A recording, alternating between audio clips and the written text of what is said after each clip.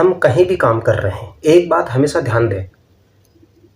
कई लोग क्या करते हैं, किसी भी जगह कार्य करते हैं, किसी भी संस्थान, संगठन, उद्योग या कहीं पर भी, अपने घर, परिवार, कहीं पर भी, उसकी उम्मीदें तो रहती हैं बहुत ज़्यादा, आशाएँ रहती हैं बहुत ज़्यादा, लेकिन उसके प्रतिफल में वो कुछ नहीं देना चाहता है।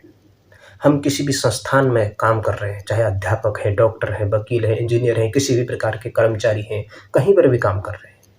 अगर हमको ₹2 मिल रहा है, तो हम सामने वाले को ₹8 प्रोडक्टिविटी दें, उसके चौगुना तक प्रोडक्टिविटी देने की कोशिश करें।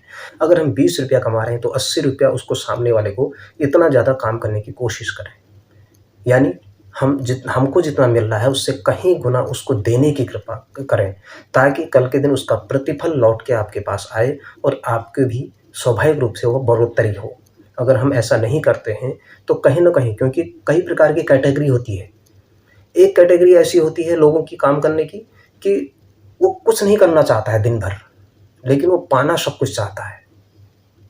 दूसरी कैटेगरी कैसी होती है, जो काम तो करना चाहता है, लेकिन साथ में नखरे करना चाहता है, या उसमें से कुछ कटौती करना चाहता है, चोरी-चकारी करना चाहता है, या उसमें से कुछ भ्रष्टता अपनाना चाहता है, और उसमें से कुछ न कुछ और सोचने की चाहता है कि उसमें मुझे कुछ और मिल जाए। और तीसरी कैटेगरी क्या होती है, कि वह सोचता है कि यार दिन भर इतनी मेहनत करूँ कि मैं अपने संस्थान को, अपने संगठन को, अपने उस परिवार को, अपने क्षेत्र को कहीं उससे कहीं आगे ले जाऊँ, बहुत आगे ले जाऊँ, और मेरे को रिज़ल्ट जो उसका आउटपुट आए, मैं अपना काम करते रहूँ, जो भी रिज़ल्ट आए उसका परिणाम सकारात्मक ही हो, अच्छा हो।